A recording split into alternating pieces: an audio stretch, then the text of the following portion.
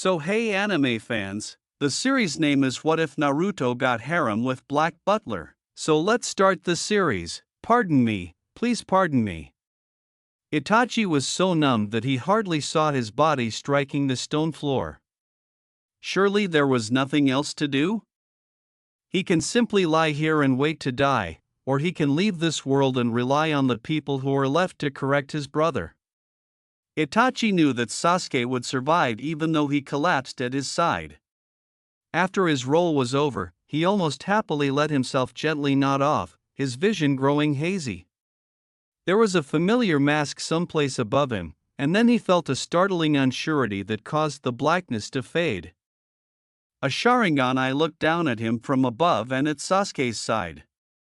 Anything that stirred in that bloody orb made Itachi realize that Sasuke was still not safe and that no matter what failsafe plan he left in his brother's sight, it would not be enough to keep this man away. Itachi found himself not wanting to die just yet because this man was deadly. If he had been able, he would have shuddered upon realizing that he couldn't leave just yet. After delaying death for so long, against such odds, Itachi's very being was screaming for some rest at last. Itachi willed himself to live, but it was difficult, harder than ever. The plunge was simple, but rising from the depths felt beyond what his body and mind could handle. Even as he begged himself and whatever God existed, his vision grew darker. "No, not yet, there is," he said. "I was wrong, there is something I still need to do, please." He felt hopeless as the darkness overcame him with a sense of finality. "I'll give you anything." Then something that could only be described as an even deeper shadow stirred someplace in the utter darkness. "Then, what would you offer me, child?" a voice said. Itachi tried to respond, anything, everything, even though he wasn't sure if the voice was genuine. He wasn't sure if he actually said it or just thought it. "I am paid by the way of souls, nothing more, nothing less," the monster stated after a moment of silence. "What I want is no trifle thing, give it to me, and there shall be no heaven or hell for you," Itachi sensed from the slight movement of lips that formed a smile. "It is yours," he said without hesitation, lacking the strength to continue. He was swallowed by the gloom. Itachi's prayers were not answered by any god, but a monster did. "You're finally awake. I was afraid for a while that you were too far gone," said the man grinning above him. Itachi said nothing. His first reaction when he saw the stranger's face was to roll over and pull out the kunai he had strapped to his leg. Since he was a rogue, unexpected night visits of the hostile kind were common enough, and he had quickly adjusted to the constant threat of assassination.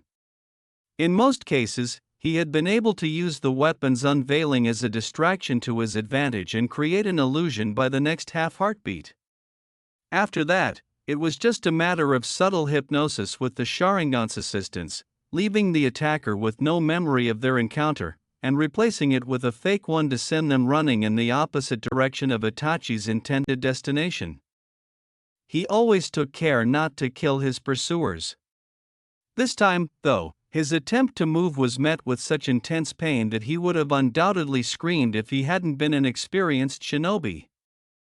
He froze, his jaw clenched, and he released a breath of air from his lips. The stranger saw his discomfort but didn't approach him. "Your injuries are still not healed. I suggest that you refrain from moving." Itachi was unable to focus long enough to formulate a response. He could tell by the man's posture that there would not be an attack, but he was still disoriented. The adrenaline rush he had when he jolted awake had subsided, and he now felt as though he was sinking through the mattress. Had he ever felt this weak? His head felt heavy and his thoughts were slow. He could hardly process what he was seeing. The peaceful atmosphere was startling in some way.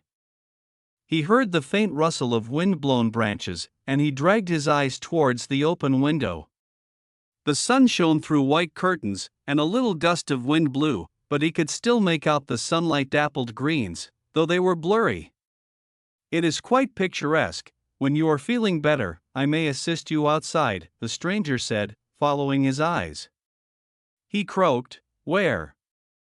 A cough arose in his chest, and he could not stop the several that followed.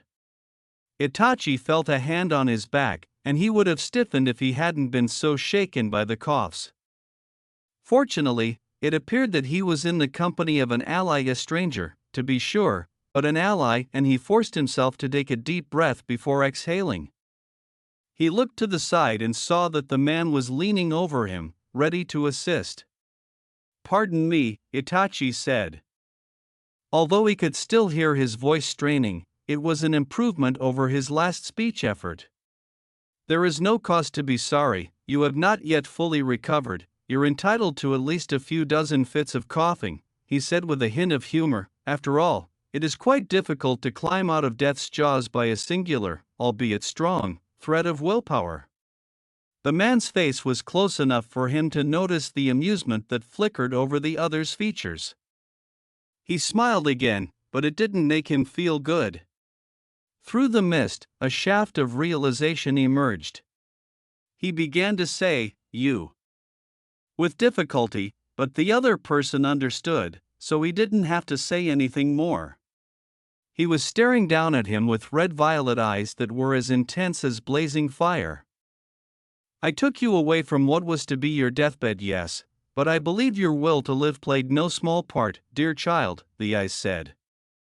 "You made a call out of desperation. I am a being that answers such calls," they said. Itachi halted and gently closed his eyes, saying, "Who? What are you?" "I am what you have gained in exchange for your soul, master," the demon said with a fanged smirk. "Do you have a name?" Itachi sat in the shade, his fingers idly tinkering with the grass beneath his hand. His eyesight had gotten worse, and he had become accustomed to looking for physical sensations in a strange place. It was the first time he had been outside since he had met his new friend. He felt better now, able to talk and think clearly without the unsettling fog in his head, even though a part of him still found it hard to believe that he had managed to escape death after essentially lying in its maw for the previous few years. The other said, "I've been given many," and unlike Itachi, he stood there, allowing Itachi to sense him from a distance. "You can choose one for me if you wish." They haven't discussed the specifics of their arrangement. Itachi simply doesn't have the strength to carry on a conversation or the stamina to stay up for very long, but Itachi already knew that this man was only here, tending to him, because of a promised prize. "Is there a name you're fond of?" Itachi looked up to his right, where the other had that unsettling smile on his face as usual. It was striking and equally chilling despite how bad his sight was. The man responded, "My last contractor gave me the first name Sebastian Michaelis. If you wish, you may call me by that name as well." After they had been silent for a short while and the only sounds were the faint shuffling sounds of the wilderness, and Itachi could even hear the faint footsteps of a lone deer, perhaps a kunai's throwaway. Itachi repeated, as if to test the alien syllables on his tongue, "Sebastian Michaelis." He turned to face his newly titled companion, Michaelis-san, sensing that the other person's eyes were on him. Sebastian arched an eyebrow but remained nothing. Itachi's wondering expression only intensified when he stood up to face him, and for the first time since Itachi had woken up, their eyes connected, the demon's red and the human's black. Sebastian gazed at the boy with curiosity, wondering how many people could look into a demon's eyes with such resolve in one hand.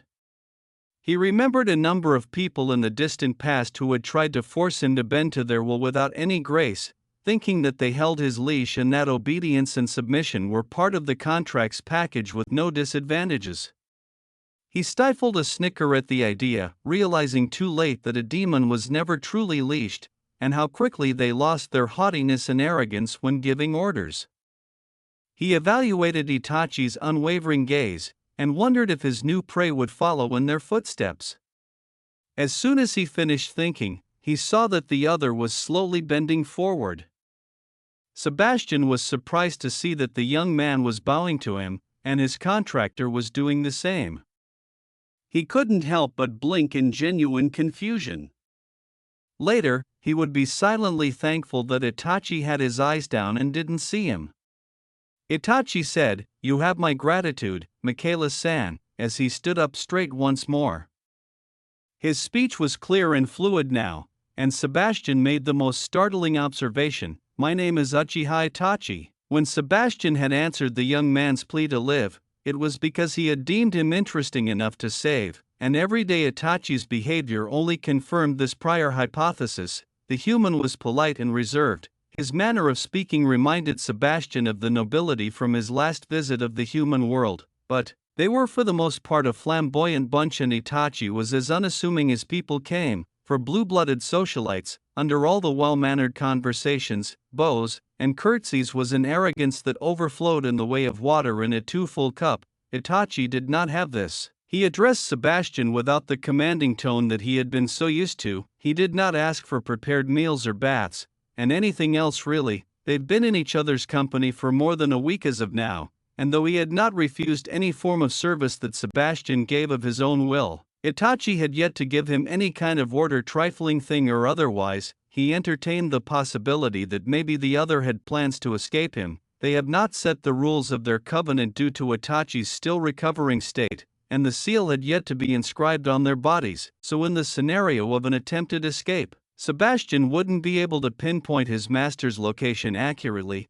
but there was no scent at all of that heightening fright, that tension that came just before a prey would take wing, so Sebastian dismissed this train of thought. The first few days Itachi was unconscious, and after waking up, he was barely in the mood for conversations, so Sebastian had given him more time to recover. He wondered if perhaps his current charge simply did not yet understand what their contract was, and they had not been able to talk at length still and set the boundaries of their engagement. He has improved significantly since accepting Sebastian's invitation to spend some time outside 2 days ago, but ever since then, he appeared satisfied to let the demon do as he pleased. Today, he discovered Itachi preparing his own food in the bare kitchen of their temporary residence. Cole's eyes briefly flitted in his direction as soon as he entered the room, and he then nodded in greeting, saying, "Michaela-san, you've returned, welcome back." Perhaps Sebastian was writhing within at the scene's blatant indecency because of his previous experience working as a butler for the impossible-to-please Seal Phantom Hive. When he saw Sebastian staring intently at the bread, sliced veggies, and cutting board on the counter, he inquired, "Are you hungry?" Fortunately, he was able to quickly interrupt his thoughts and respond to the other without raising any concerns. "My kind does not eat human food," he said. Itachi gave him a brief glance while an unintelligible expression crossed his face, and then he returned to chopping tomatoes. Sebastian believed that now was the best time to correct this obviously ignorant human. He has recovered enough that Sebastian can no longer treat him with the same tact that he once did, and it would be beneficial to have a clear objective to aim for in return for the promised soul. He yelled, "Master, may I bother you for a talk about our arrangements?" He approached the other, deliberately moving slowly. Itachi's posture slightly stiffened, but not much, and Sebastian realized that it wasn't because he was afraid.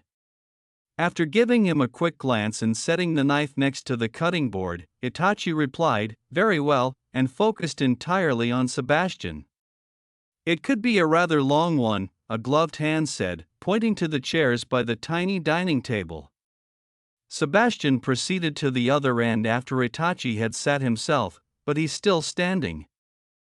The young man, who was actually a kid as opposed to a child, did not question this and simply placed his hands on his lap in silence. He gazed up expectantly. Sebastian frowned. His charge's obedient manner was all too noticeable and somehow unnerving. There were no confused looks, no guarded eyes, a straight back but relaxed shoulders, and no crossed arms that suggested defensiveness. "You recall what you promised me in exchange for my help?" "My soul," Itachi stated without pausing. "Yes, but our contract thus far is incomplete. I do not know yet what is it that you wish me to do." Itachi didn't say anything, and he didn't say anything for a long time, so Sebastian started to wonder whether he had actually caught a man who wasn't really interested in anything. He had to stop himself from snorting, since if that were the case, this would be a quick lunch. Itachi seemed almost scared to ask, so Sebastian buried this thought to the back of his mind. My soul, he finally said, cautiously. Just how much is it worth? How much can I ask of you? When you pledge your soul to us, we will give you anything you want, provided that it is at the very least possible, of course, Sebastian said, pondering the other's abrupt lack of strength. Anything. Itachi exhaled, almost in relief and amazement, and a distant expression came over his face. Truly? Sebastian confirmed, anything. It was my wish for my brother to be happy, and for the village to be safe, Itachi said gently, as though it were a secret not to be revealed aloud, as he gazed down with his hands slightly shifting on his lap. Then if that is your wish, you have but to command me, Sebastian said, stepping around and closing in on Itachi's seated body. Sebastian had no prior knowledge of this brother, this community, or even of Itachi. Command me, my master, and tell me what I must do, he said, placing a hand across his chest and bringing his head down. Once you give me your first order, I shall remain yours until you've attained your goal, and our contract shall be made whole. Then we shall share a seal that will bind us together, he said, tilting his head up and giving Itachi an unguarded dark smile. I will put the seal myself on your person. The strength of our bindings shall depend on where you'll have me put it, he said, putting his head up. Put it where it is strongest, Itachi murmured, looking at him with unwavering assurance. This time, Sebastian couldn't help but grin. Very well, master, now, give me your first order, he said. Itachi's lip corner lifted wearily before he said, Do not call me master from now on. The title gave them a sense of control over what people perceived as an uncontrollable force, and Sebastian liked that because it made them less likely to be on guard around him when they thought they owned him. The request was so unexpected that Sebastian was certain it showed on his face. Based on his experience, his previous contracts have always derived some pleasure in being addressed in such a way, whether they were aware of it or not. Also, I'm still too weak to travel alone, Itachi stated without showing any remorse, and he showed no signs of understanding his momentary but complete display of confusion. So, Michaela-san, help me get back to my village, he said. Yes, Itachi, he said, his head tilted up and his hand was carefully placed under the other's chin. Itachi looked straight into his eyes, showing no signs of fear, in such a novel display of blatant surrender that Sebastian felt the telltale tug of excitement in his being's surface. With his other hand, he palmed Itachi's left eye and released a surge of demonic power. Sebastian knew from his numerous previous contracts that the sealing was extremely painful, but he smiled now, genuinely impressed, because this time there were no screams or sobs of pain, and Itachi's unblemished eye had not faltered in its gaze upon him, even though he noticed that his charge's hands, still on his lap, had silently clenched into fists. Warmth blossomed beneath his hand. Itachi's bloodied eye accompanied Sebastian's glowing contract seal as he removed his hand. Little streams of red trickled down his cheek, dazzling against the boy's pale complexion.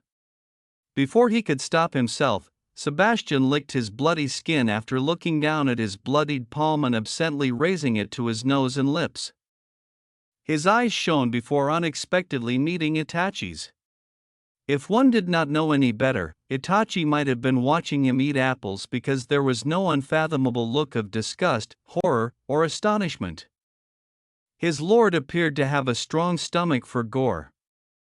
Fantastic! With an apologetic slant of his lips, he replied, forgive me, I am a demon after all. After giving him a brief look, Itachi broke eye contact and covered his eye with his palm. A while later, he got up and started to leave the room. Sebastian finally realized that he shouldn't have demonstrated that he liked Itachi's undivided company by licking the other's blood so visibly. Itachi called from the other room, Michaela-san, I will need your assistance in applying the bandages. Without hesitation, Sebastian followed. The youngster appeared too at ease dancing in the devourer's mouths, he thought. Before they left, Itachi carefully examined Sebastian's clothing. The demon noticed and asked, "Is something the matter?" Silently, Itachi looked at the packed things dangling from his hip. Sebastian had bought some clothes during his period of insecurity and recalled spotting a traveling cloak among them. He gave it to him. Sebastian picked up the dark cloth and let it unfold in his hands, saying, "You find my image conspicuous," but he made no attempt to put it on.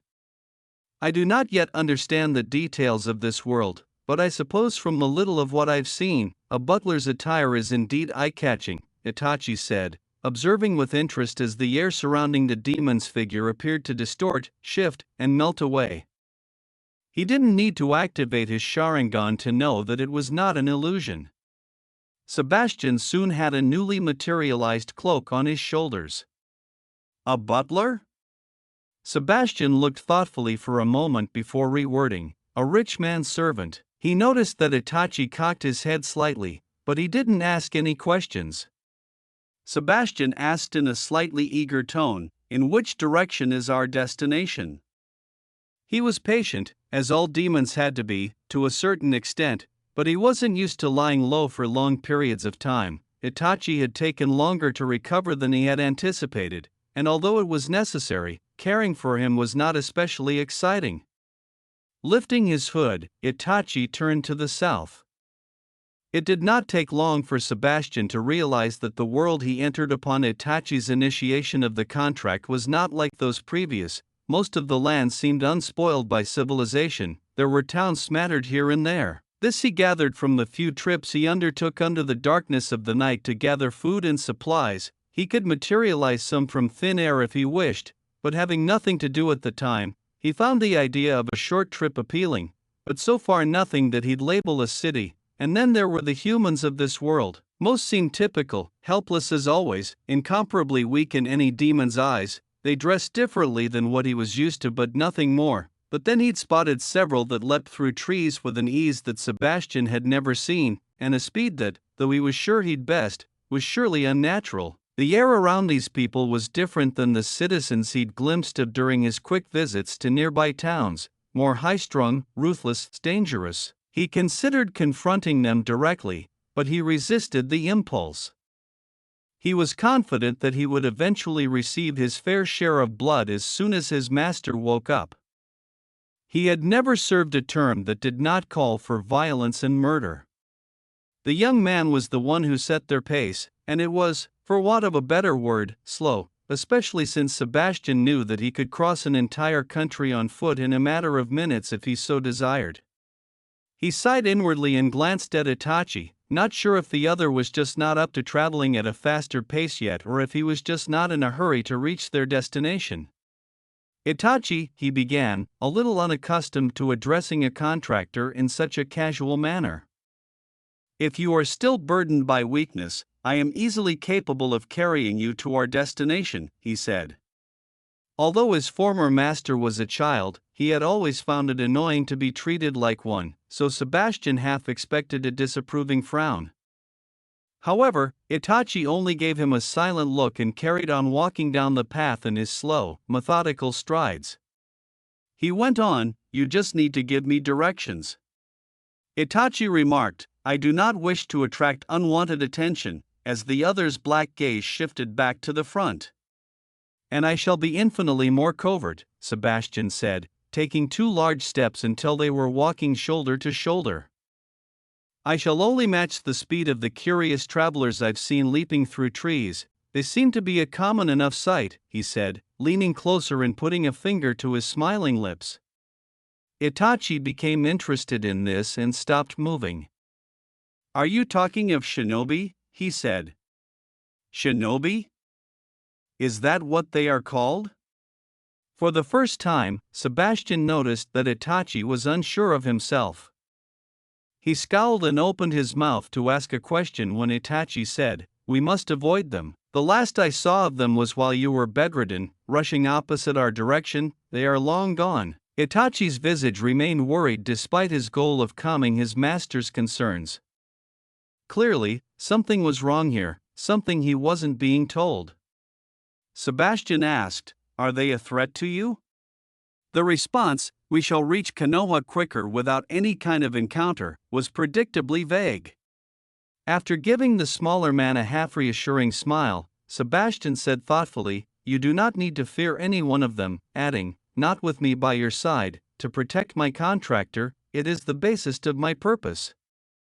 He straightened up and said, "I assure you, they shall not be able to stand against me." Itachi didn't even look at him. "Nevertheless, I do not want you to engage anyone," he said firmly, conveying to Sebastian that there would be no need in disputing. The demon nodded his head in agreement. "If that is your order, then I shall not," even if he thought this fairly abrupt display of willfulness from his so far mild-mannered master was dubious. Sebastian only saw the stiffening of Itachi's stance with his kind's increased senses. He assumed that his master would like his display of submission, as it had in all of his prior contracts, but Itachi almost appeared troubled by it. He scowled, not understanding why. Itachi gave him a serious look before turning away once more. "I want no blood spilled on my account if at all possible, whether it be theirs or yours, Michaela-san," Itachi said. He was taken aback by this statement. Itachi had gone on walking without giving him a chance to respond. Sebastian observed with little surprise that Itachi was a pacifist, which was a startling contrast to the scores of bloodthirsty contractors he had previously worked for. The landscape surrounding Itachi's body, the masked man, the unconscious boy next to him, and the ruined landscape were all visible to him when he had taken his master away.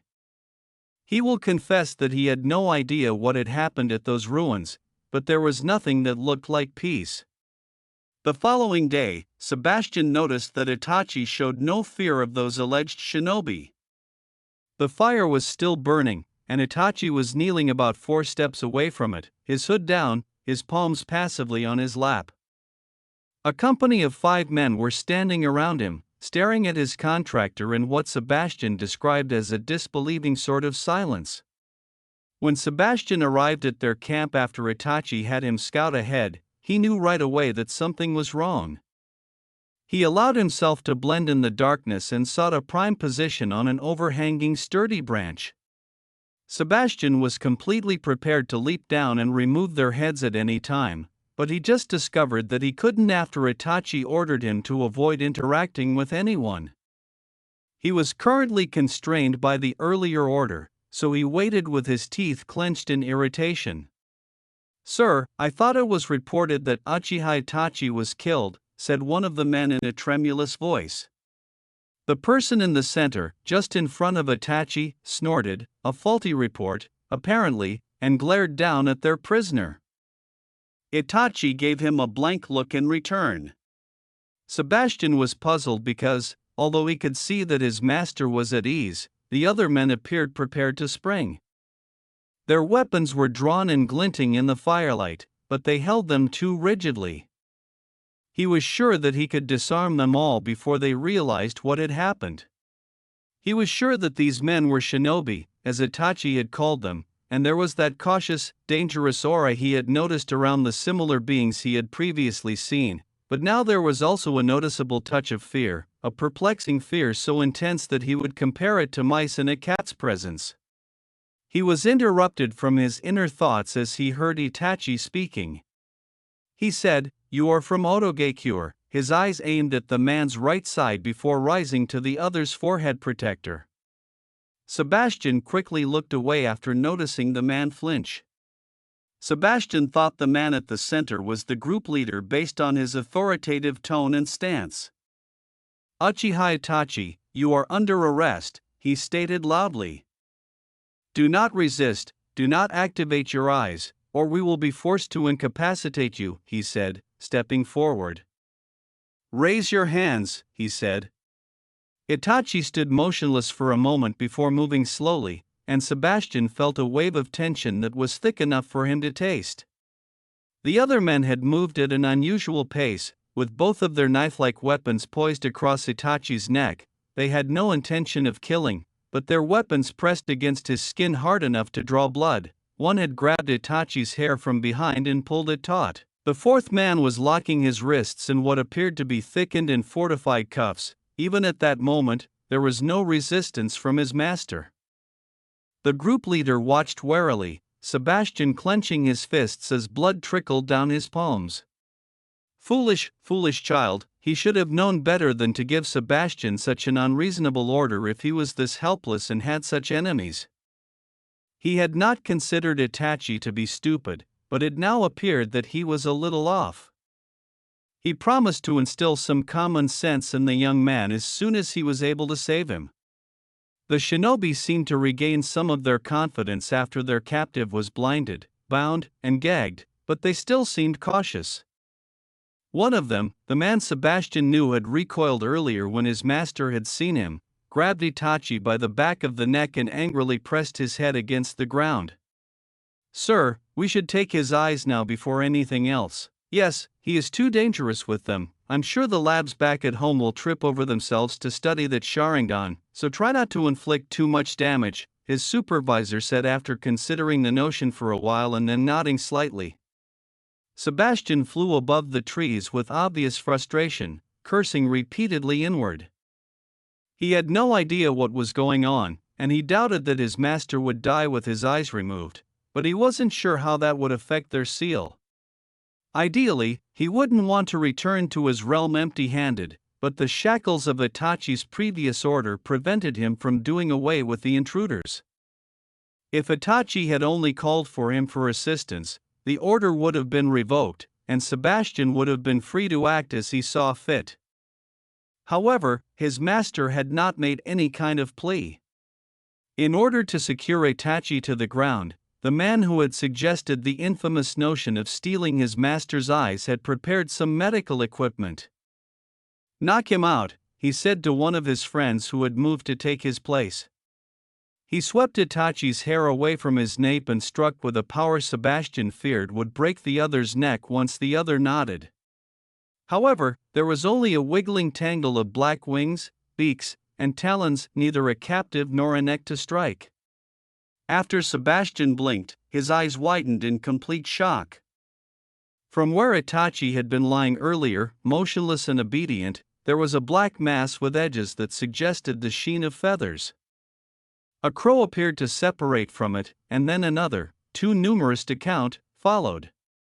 The men were yelling, totally taken aback by the abrupt turn of events, and the leader was yelling commands. Sebastian exhaled, "What in the world?" Then two crows appeared to crash together, and soon the once chaotically flying creatures were focused on a single point in space. The bird calls gradually ended, and there was Itachi, standing completely unmarred. He looked at his master's unblemished neck, untouched, Sebastian realized. The men regrouped, backs together, weapons drawn, and stances ready, but Itachi was nowhere to be seen. Then, Itachi murmured humbly, "These eyes are not for you," in a voice so distinct from the one that had previously been used to address him, with a hint of muted anger, Sebastian thought. After a rapid intake of breath, one of the guys threw a weapon in Itachi's direction. The others did the same, and Itachi avoided them all so easily that it was almost comical. Sebastian observed that Itachi's speed was different from the others. With a graceful wrist twist, Itachi caught one of the kunai thrown at him and parried the next three that followed its course as he hurried closer to his assailants. Itachi was too quick for the guys to defend against, and there was a strangled sort of scream as he lunged forward and grabbed their leader's throat. He choked, "Shit. Damn you. Captain. Fuck. Their captain was down, and the soldiers jumped away, knees bowed and restless. They knew they had no chance against the Uchiha, but they didn't want to abandon their leader. All they could do was keep their eyes on Itachi, but even that was too tough. Sebastian watched as Itachi's palm moved upward until he was grasping the other's jaw. Then, he forced the other to look into his eyes, which were suddenly as bright and crimson as the blood he had licked from his hand days earlier. Sebastian leaned forward eagerly. The man sagged still, and Itachi let off, causing him to drop to the ground. Itachi sighed as the final one fell, and Sebastian stared inquisitively as he briefly covered his eyes with his palm. When he next looked at them, they were black once more. Sebastian observed without blinking. It was barely a struggle. Sebastian glanced at the men and saw that they were only unconscious, but he couldn't quite figure out how Itachi accomplished that. Confident that he didn't need to intervene, Sebastian stayed out of sight, a shadow among the branches. Itachi did not tie them up and even went to the trouble of finding the team's belongings to lay out their sleeping bags. His display of strength and speed as he carried each of the fallen shinobi from their camp a few good kilometers away left Sebastian wondering why he had been moving so slowly up to this point. After finishing, he went back to sit by the fire and carefully raised his hood. Sebastian pondered whether Itachi had purposefully placed himself in the same location as when he was last seen by Sebastian before he went to scout. Before making his presence known, the demon waited for about 5 minutes. He descended softly next to his master, and Itachi looked at him and cocked his head, saying, "You took a while." Sebastian sensed that he was composed, unagitated, and that his heartbeat was steady. When Itachi's gaze returned to the fire, he conceded a smirk, saying, "I am sure you can handle yourself well enough in my absence." "Pardon me, I was distracted, but you will be glad to know that our path for tomorrow appears deserted," he said in a light tone. They locked eyes and began a wordless argument, but neither of them was about to back down. Itachi put out the fire and got up, saying, "Good night, Michaela-san. I have to suggest that you revoke your last order," Sebastian said. "It shall become troublesome when you'll have need of my protection." The younger guy cautiously dipped his feet into the shallow lake water and waded forward until it lapped at his knees, but Itachi did not turn to face him. Sebastian had brought the fishes to a spit near the shore where a fire crackled and licked them while Itachi unpacked some of their belongings. He had surreptitiously glanced at the demon's completely dry condition, the absence of a fishing rod, and his still pristine white gloves, but he accepted the offer. They would rest and eat here for an hour before continuing on their journey. Itachi pondered whether Sebastian had purposefully picked their stopover because of its historically pleasing scenery. Usually, when he and Kisame were together, they would rest in remote caverns, or if none were close by, in a particularly dense and dark area of the forest. However, here, he allowed his gaze to wander, allowing them to enjoy the sun if they so desired and the silvery streams of light that shimmered along the surface water. It wasn't as hidden as he liked, but it had been too long since he had given himself time to appreciate anything that could be considered beautiful. He pondered how it might have appeared if he had been able to see clearly. Itachi asked in a neutral voice, "Would you describe yourself to be bloodthirsty?" while his fingers softly caressed the surface of the lake. Sebastian spoke the words, "I am a demon," in a tone that seemed slightly hurt. "What kind of demon would I be without a taste for the occasional violence?" he asked. Uncertain whether to take Sebastian's response seriously, Itachi cocked his head to the side and gave him a calculating glance. He grimaced inwardly as he noticed a faint smile pulling one corner of the other's mouth upward. Itachi's profession required him to be able to read people easily, even with limited information. He lived in a society that valued subtle arts as much as overt violence, and he thought he was very skilled in both. For someone with his level of experience, people were typically very predictable. He briefly locked eyes with Sebastian before purposefully averting his gaze, but he reminded himself that this was not a human. There were moments when Itachi thought he was being watched too intently, like as the other night when Sebastian had returned to camp after rendering a group of shinobi helpless. Sebastian's was a different kind of piercing, enough to make him feel exposed and uneasy. Itachi couldn't read the demon well enough to know whether the other person had any malicious intent, but he had grown accustomed to looking at people with ill intent and knew how to tell which were dangerously close, which came from eager spies, and which were just curious. Even though he never felt the demon's presence during all the chaos, he was fairly certain that Sebastian was aware of what he did. However, that didn't matter because he had never been able to sense the demon properly since they first met. He had initially thought that his near-death experience had damaged his chakra senses, but a few drills showed him that was incorrect.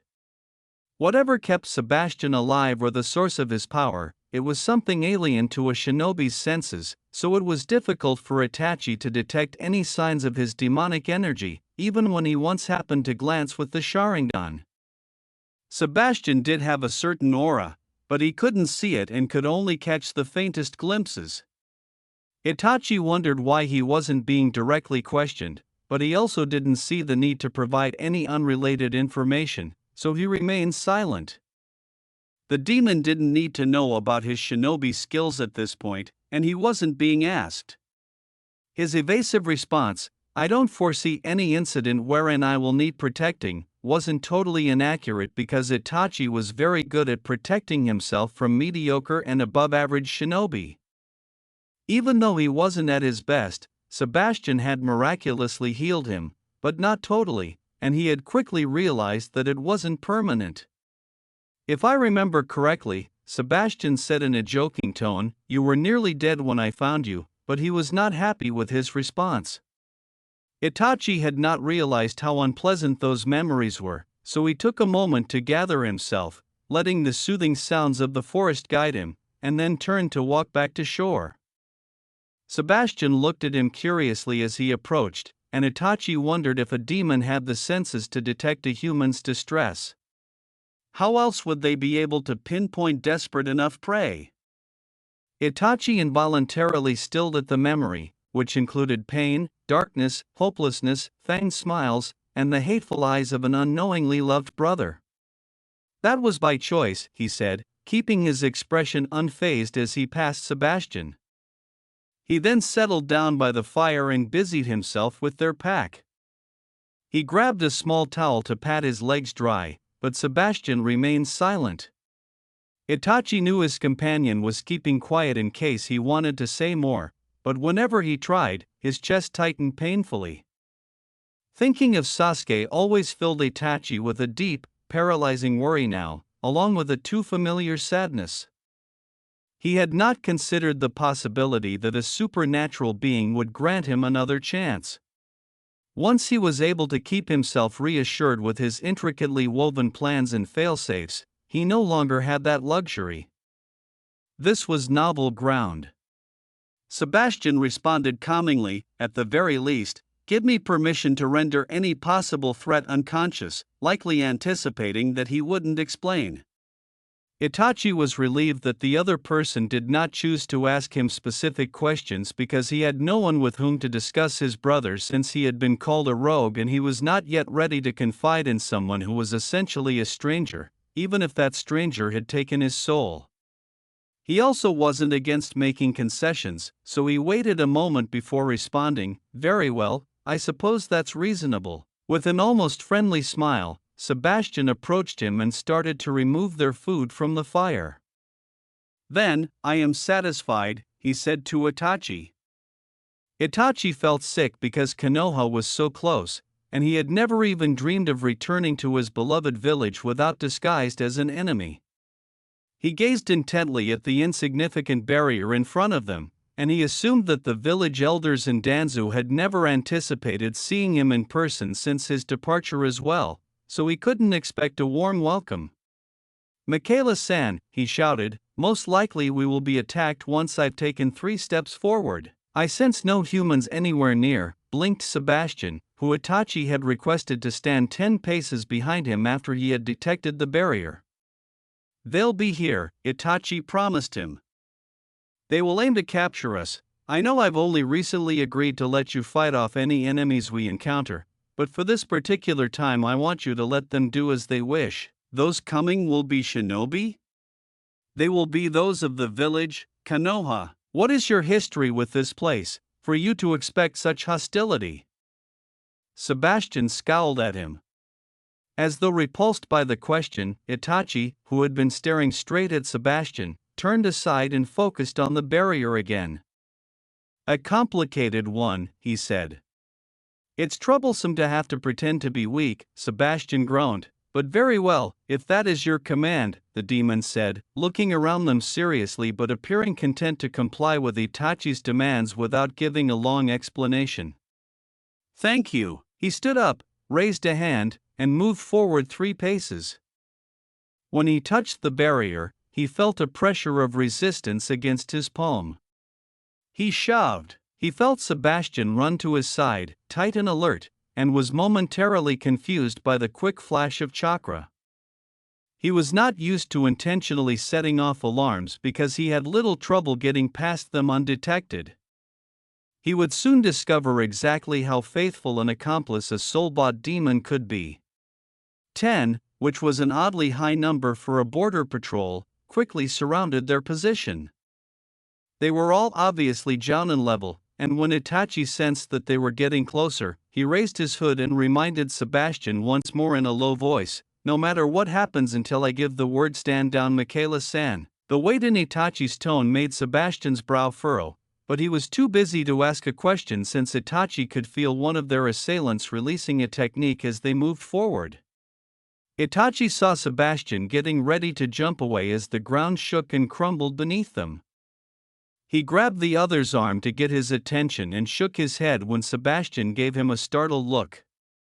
The earth fell away, and Itachi let them both fall with it, protecting his eyes and nose from the dust cloud caused by the ninjutsu. The pit was at least 10 feet deep, but both men were able to get to their feet with ease. They waited in silence for the dust to subside and for the crumbling to stop, but their opponents weren't done.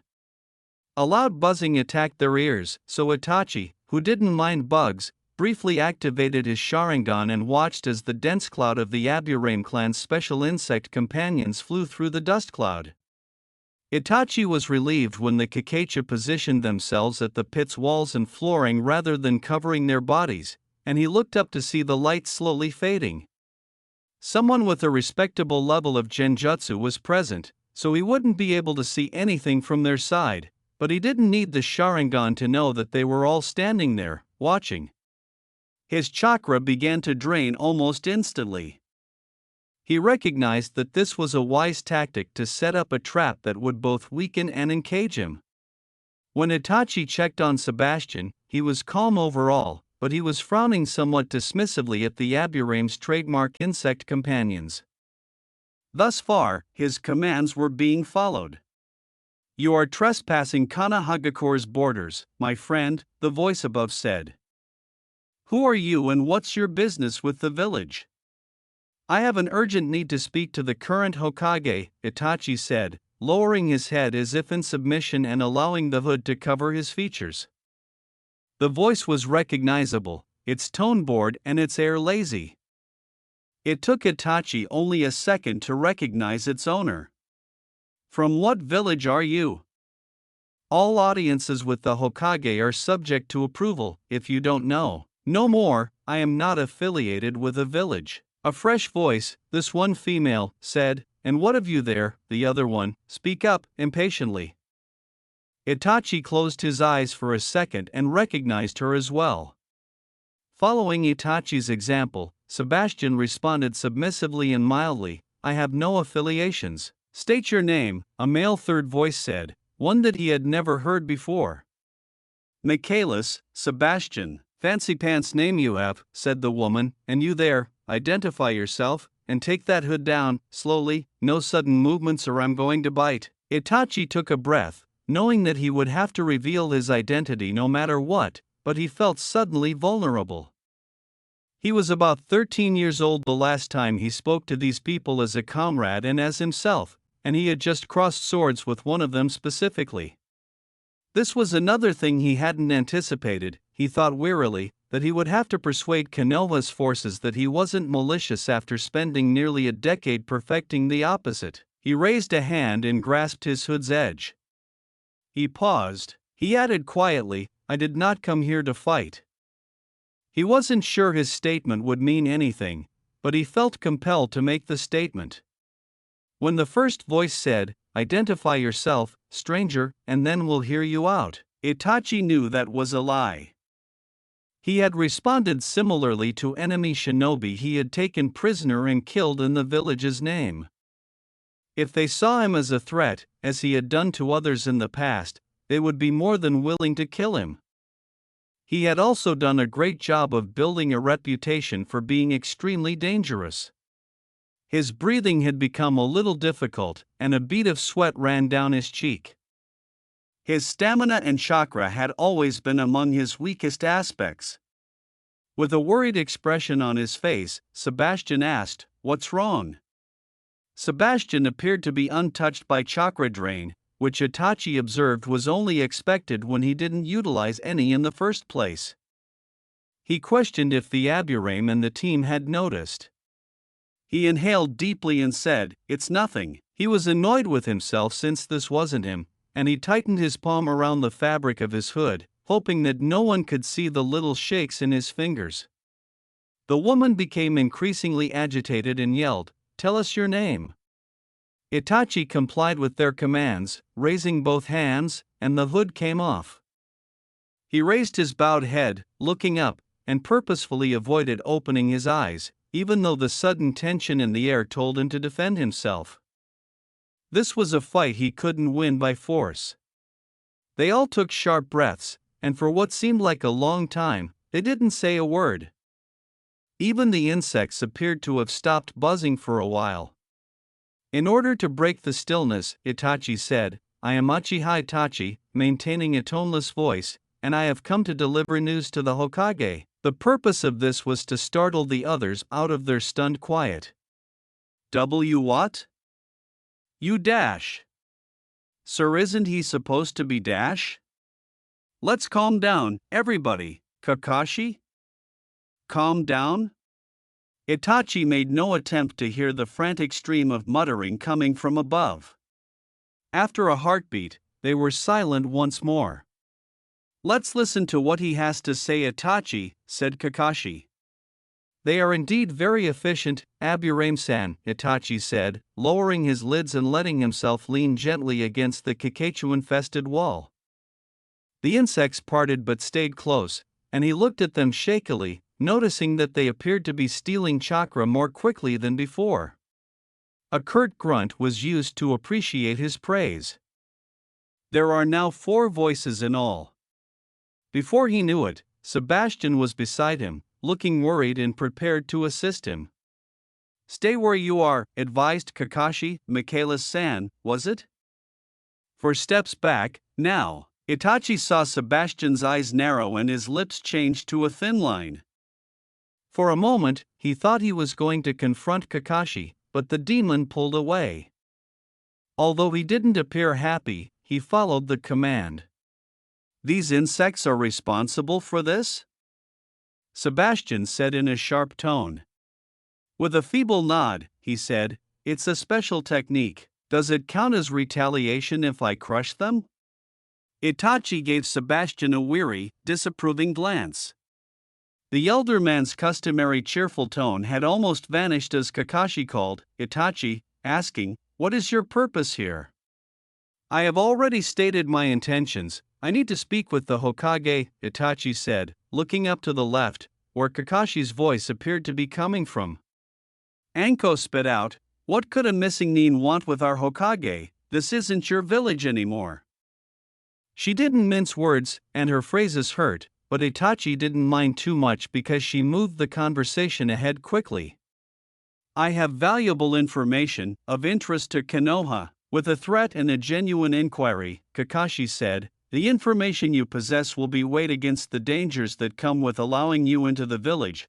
What do you know that could be deemed essential enough that we shouldn't attack you where you stand?" "I will only reveal what I know to the Hokage." The ensuing hush was oppressive. "I say attack them en dash," exclaimed Anko, evidently angry. "Gods, this is taking too much time."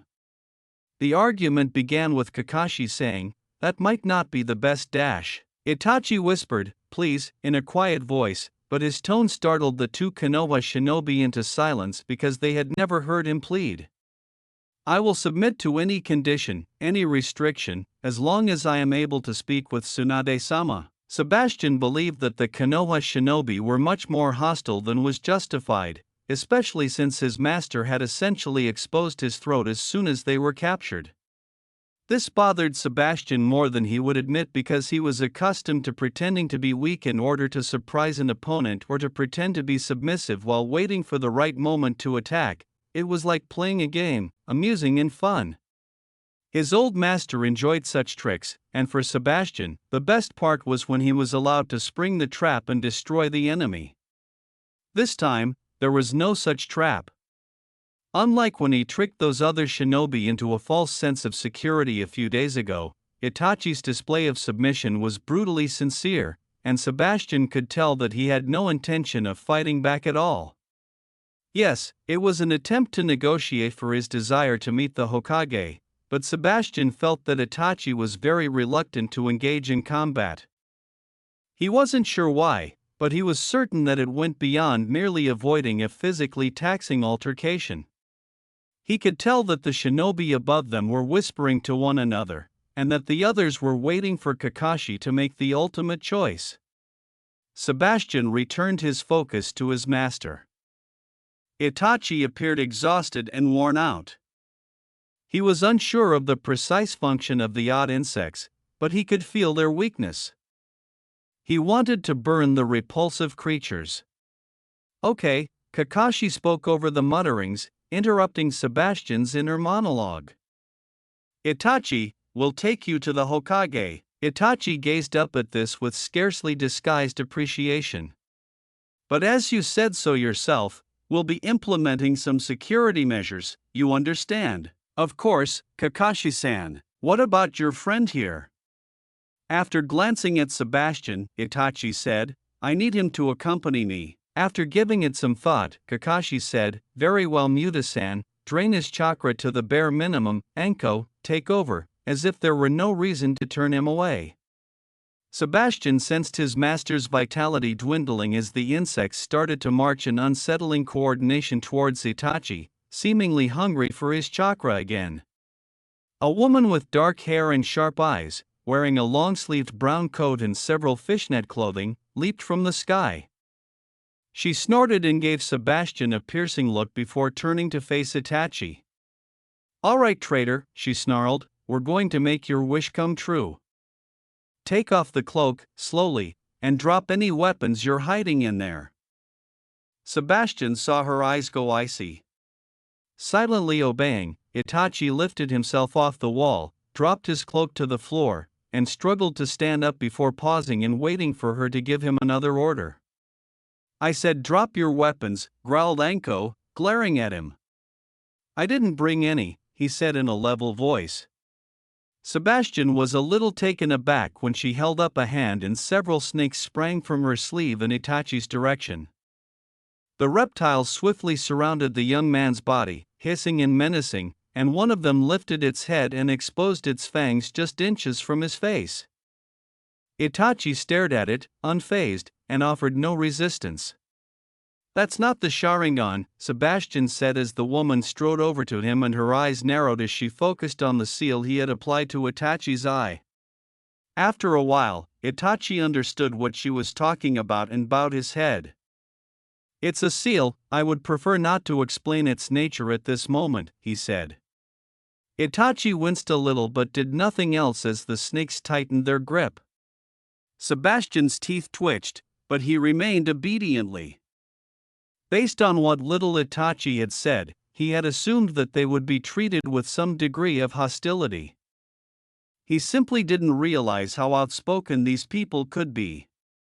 He found it more than perplexing because, based on what he had observed, Itachi wasn't the type of person who made enemies. One snake slithered back to its summoner after separating from Itachi's body. Anko lowered her arm, and the snake crawled up to her shoulders. It gave a meaningful tongue flick. No weapons, she whispered to herself. Well, you're telling the truth. Isn't that surprising? Anko said mockingly. Itachi said nothing. Sebastian heard Itachi's long, unsteady breaths from where he stood, and he uncontrollably took a step forward as soon as he was free of the snake's coils, which dispersed into smoke. Itachi then fell to one knee, exhausted. When a voice next to him said, "Oi, oi, I wouldn't try doing anything, if I were you," Sebastian paused and turned his focus. One heavy-lidded eye evaluated him. The man's posture was relaxed, and a dark mask obscured his face. Sebastian noticed that the other's right hand was carefully placed by his hip, where a pack of weapons was within easy reach. "He just recovered from some pretty bad injuries, you're being too rough with him," the demon thought rapidly, adopting a distressed expression and letting anxiety permeate his speech. "We only aim to subdue him," one eyebrow raised momentarily in surprise. Anko interrupted, unfortunately, and the man shot her a glare, but she simply shrugged and said, "I just don't agree with this, Kakashi. I told you already that I will take full responsibility. There are no guidelines on how to deal with missing nin that willingly trip our alarms," pleading for the Hokage.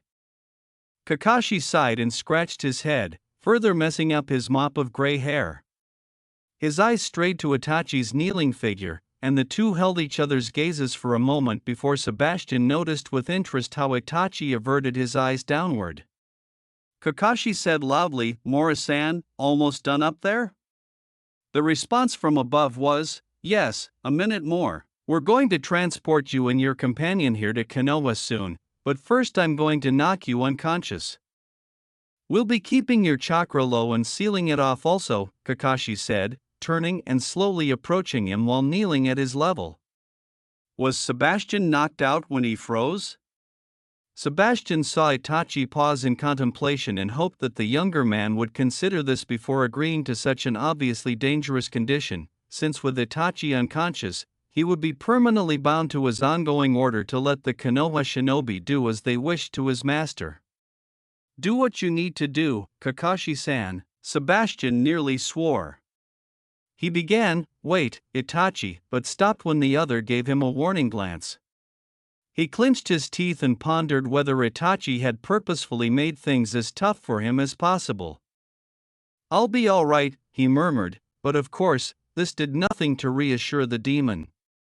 "I leave Michaela-san in your care," his master said, turning back to Kakashi. "Then here we go," Kakashi said, nodding briefly in response as he lifted the band over his scarred left eye. Sebastian's eyes went wide. The markings on the man's red iris were exactly the same as those he had seen on Itachi's when he had knocked the invaders out of their camp. What did this indicate? That this stranger had the same odd talent as his master? Itachi took a long breath to settle his breathing and lifted his head, clearly exhausted. He looked directly into Kakashi's eyes, and Sebastian saw the patterns in his eyes spin hypnotically. A few moments later, Itachi's lids closed and he collapsed. Sebastian was there to catch him before he hit the ground. He saw the obvious astonished looks that Kakashi and Anko gave him, but he chose to ignore them. He allowed Itachi's head to rest on his left shoulder while he used his arms to support the other's weight. Sebastian gave him a close look. His breathing was still labored, and his forehead was covered in pinpricks of sweat, but other than that, he was in perfect health. Kakashi was already on his feet and gazed down at the odd couple with open curiosity. "I can't believe he let you do that," Anko responded with surprise.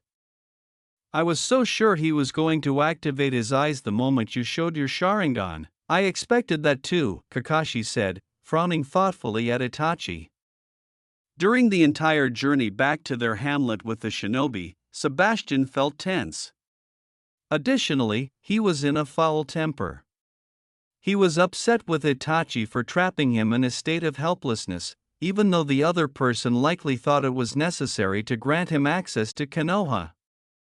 Given that his master's orders had left him helpless, Sebastian was extremely tense and jittery, and if someone were to kill Itachi in his state, he wouldn't be able to fight back. He could easily rip off the handcuffs that were currently securing his wrists, but even with all the powers of hell in his hands, he would only be able to watch these shinobi slit his master's throat. However, Itachi's orders were like shackles that forced him to loosen his grip on his master's unconscious body. Kakashi took his stiffness as concern and told him that Itachi would be woken when they were settled in Konoha.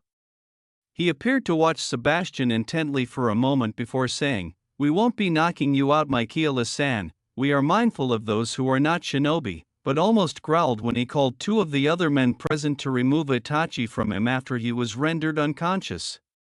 Sebastian was surprised to find the settlement closer than he had anticipated. Itachi had crossed the invisible barrier 15 minutes earlier. The outer wall loomed over them, and he sensed that there were shinobi everywhere. They were met by another squad at the village entrance, and they looked at Sebastian suspiciously while Kakashi spoke to them. They were shocked to learn who Kakashi had brought back with him.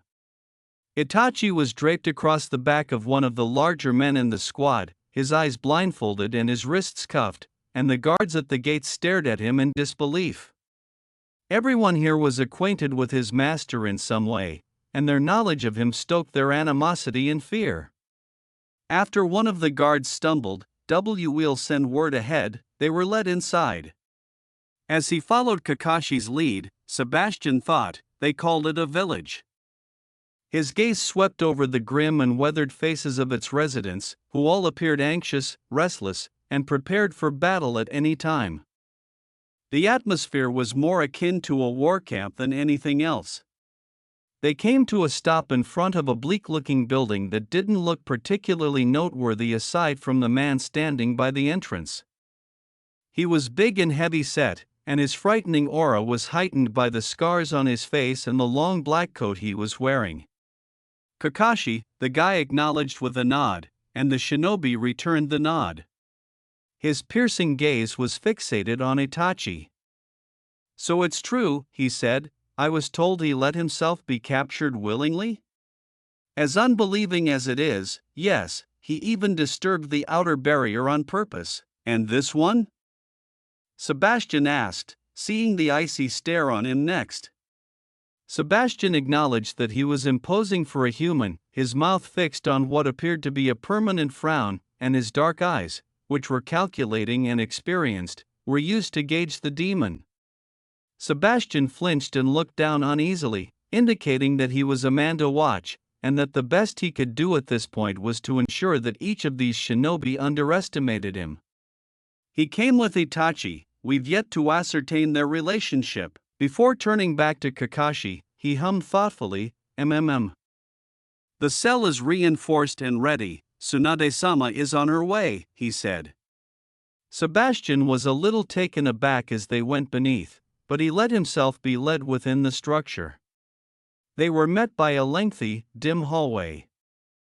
Sebastian looked around and saw that, as he had anticipated, the cavern was a prison, with rows and rows of cells. Countless eyes watched their procession, and soon the inmates were pressing against the bars to see what all the commotion was about. The shinobi ignored them and kept on walking, Sebastian following. After some time, he saw that the cells had changed. Instead of bars, the inmates were concealed behind closed steel doors, and there was a guard in each of the 10 or so rooms. Whoever was housed in these areas was not a small-time criminal. Sebastian pondered the length of the prison. "It's Ibiki, they're here," he yelled loudly as they came to a stop at a particularly huge and heavily protected steel door. Their commanding escort tapped it twice. The door opened after a thudding noise, and many shinobi were already inside bustling about. One of them went forward and greeted Ibiki, saying, "Sir, we've prepared the seals, everything is set." More than a dozen shinobi were present in the room, all armed to the teeth and rigid in their posts.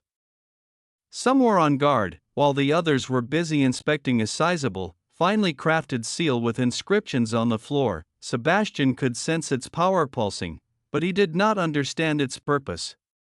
Ibiki said, "Put him at the center," to the person carrying Itachi. The man complied with the command quickly and appeared eager to get his prisoner off his back. Sebastian noticed that once he had placed his master on the stone floor, he sighed with relief and narrowed his eyes thoughtfully. Keep an eye on him, Kakashi said, guiding Sebastian to the far end of the room where he was speaking to two guys. The two shinobi took Sebastian's arms and positioned themselves on either side of him after he reluctantly consented to be manhandled.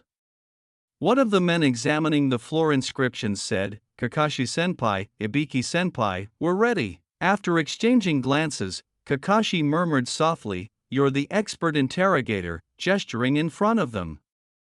Ibiki moved forward and grabbed charge of the space. Activate the chakra seals. Two men hurried up to Itachi's motionless body, still with such obvious fear, Sebastian observed. One of them began a series of odd hand motions and put his palm on Itachi's stomach. Sebastian felt a sharp surge of energy that soon passed. The second man mimicked the first two's movements but palmed Itachi's blindfolded eyes instead. Sebastian stood uncomfortably, not at all enjoying the fact that he was unaware of what the men were doing. My turn, declared Ibiki. As he entered the inscribed circle, the two men retreated. Ibiki made a series of hand gestures before putting his hand around Itachi's head. He then went through it twice more, concentrating on the young man's neck and chest. Sebastian noticed black markings on Itachi's skin where he placed his hands. Ibiki swiftly took off Itachi's blindfold and left the circle. After a few minutes of assessing the situation, he nodded when he finally met the eyes of four shinobi in particular who were kneeling just outside the circle's edge. At the same time, all four put their hands on the ground. Itachi jolted up as the markings lit and a rush of wind blew outward with the seals abruptly released energy. He sat up immediately, and as he regained his bearings and started to get up, his eyes flitted across the room. Ibiki's voice bellowed, "Stay down." Sebastian noticed Itachi flinching as though in agony and then falling to his knees as he was just straightening himself up. Raise your hands. Itachi was still recuperating. He had his head down and was breathing through his jeans. Raise your hands, Ibiki said, not being so considerate as to wait for him. The stone cuffs split in two, the chains dropped from the ceiling and firmly attached themselves to the cuffs. Itachi allowed the chains to pull his arms to the side, level with his shoulders. Sebastian's fists clenched. Itachi winced again, and for a moment appeared to be about to pass out, but he recovered and slowly raised his bound hands in front of him. Where is Tsunade-sama? Itachi asked, his shoulders heaving, as he gazed up and at Ibiki in fatigue. Ibiki curtly said, the Hokage is on her way. In the meantime, you can enjoy my company. Before focusing on him, Sebastian noticed Itachi gaze around the group of people encircling the circle. A look of relief crossed the other person's face, but Itachi then allowed his attitude to return to one of passive indifference.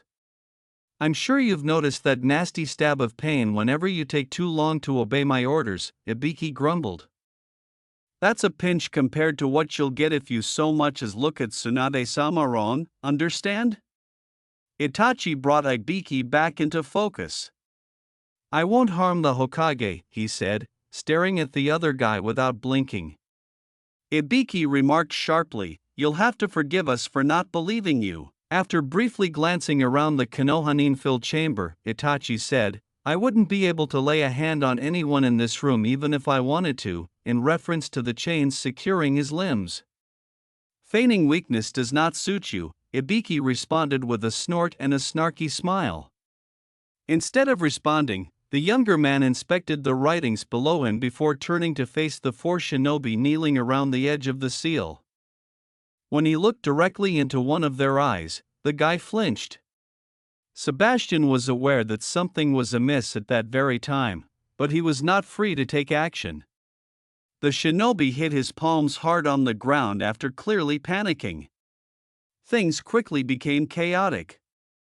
The chains clanged loudly as Itachi's arms uncontrollably strained against their bindings, his hands were clenched into fists, his mouth was open in a silent scream, and his eyes widened slightly before his head was thrown back, neck straining.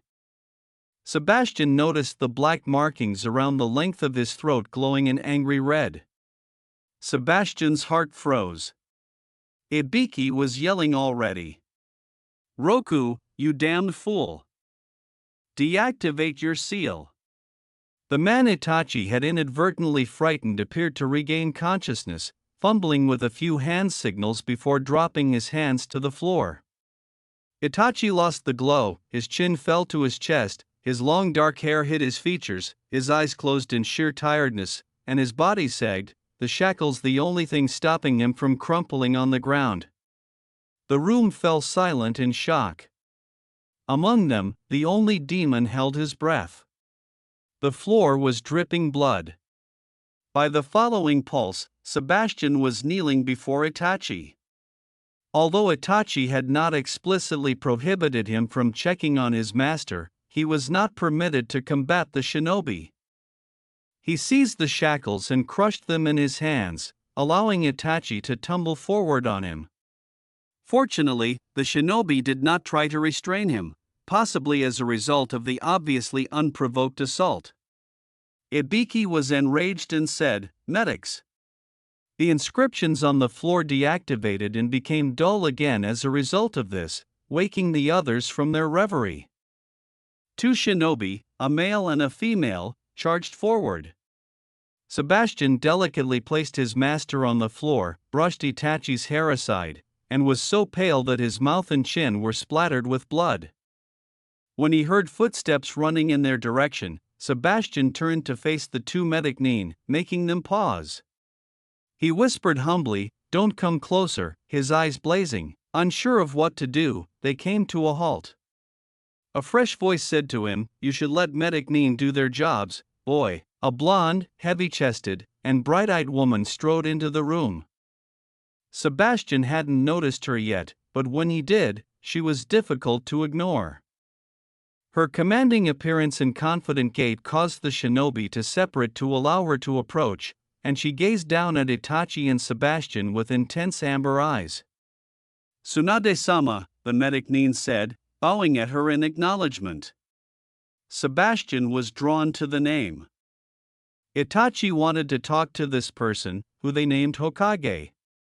Eyes darting to the injured youngster in his arms, she asked, "Itachi wanted to see me, didn't he?" "Well, let me heal him up so we can get to it, if you'll allow me," she added. Sebastian reluctantly got to his feet and stepped back after glancing down at Itachi's pale face. Tsunade wasted no time in moving her hands over Itachi's head, neck, and chest with practiced ease. Sebastian watched her every move, suspicious and interested at the same time. She scowled intently for a while before placing a hand lightly on Itachi's throat. Her palm gave off a soft glow, and she worked patiently for almost a minute before taking her hands away and getting to her feet. She approached Kakashi and Ibiki, who spoke in frantic yet quiet voices. Itachi opened his eyes blearily, and Sebastian lowered himself to his side instantly, relieved. "Itachi," he muttered softly, and his master looked at him for a few seconds before shutting his eyes once more and letting out a rattled breath. When Tsunade returned, she asked, "Can you sit up?" in a tone that wasn't very warm but also wasn't rude. After a brief pause, Itachi nodded, pressed his elbows to the floor, and slowly raised himself. "I apologize on behalf of my men," Tsunade sternly replied. "That was an unnecessary attack. They mistakenly thought you'd activated your eyes." Itachi merely gave her a silent glance in return, and Tsunade's gaze briefly shifted to the seal on his left eye before she went on, "We'll be restraining you once again." A little nod, then a breath. Tsunade looked at Sebastian without saying anything. Itachi noticed and looked him in the eyes, telling him to get down. The demon understood, but he gave Itachi a final look against his will before backing away outside the circular seal. The Hokage did the same, nodding at Ibiki. The seal burst into life again as the man placed his hands together in front of him. Ibiki, who had previously been impatient, now gave Itachi all the time he required. Sebastian observed that a new shinobi had taken Roku's place, but the harm had already been done. Sebastian could see that Itachi's fingers were shaking as he slowly sat up, his arms strained and shook slightly under his weight. He lifted one palm to his face and used the back of it to wipe away the blood. When he got up, he stumbled a little but quickly regained his balance. He then exhaled loudly and looked up, appearing to recover as much as possible under the circumstances, although he still appeared faint in Sebastian's sight. Itachi bowed low after aiming for Tsunade, his movements still painful and slow. "Tsunade-sama." He spoke practically in a whisper, his voice raspy from the shinobi's prematurely activated seal. The others could tell that it took him a lot of work to speak her name, but he persisted. "I wish to confide in you matters of sensitive content," taking deep breaths after each other syllable. Tsunade patiently listened. He went on, "If possible, I would like to avoid speaking amongst such a crowd." After glancing around the room, the Hokage said, "You two stay, the rest of you stand guard outside, leave his accomplice here too," focusing on Ibiki and Kakashi.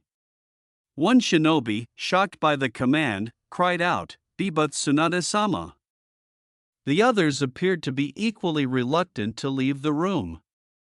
"I think we can handle a chakra-sealed, confined, injured prisoner, don't you?" she said, her amber eyes glinting maliciously. They swallowed their words, and the others started to shuffle away right away. A few of them bowed respectfully at her direction while apologizing. When the steel door closed, she let out a weary sigh and said angrily, "What a mess." There were now just 5 of them.